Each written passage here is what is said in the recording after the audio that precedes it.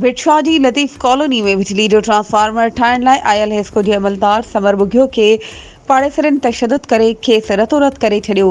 जंहिंखे भिटशा जी रूरल अस्पताल मां तिबी इमदाद ॾियण बाद खेसि हैदराबाद सिविल अस्पताल मुंतक़िल कयो वियो आहे।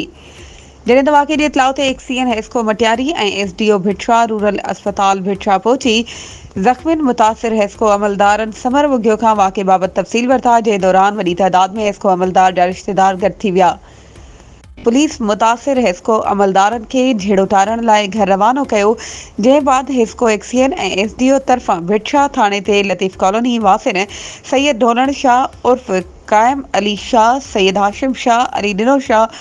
इरफान शाह ऐं ॿियनि मथां झूठी अटकाव जो केस दाख़िल करायो वियो आहे, जॾहिं त हिन महल ताईं का बि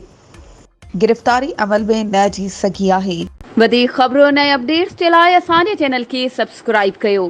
ऐं हा, बेल आइकन खे प्रेस करणु न विसारिजो त जीअं असांजी हर नई अचण वारी वीडियो तव्हां ताईं पहुची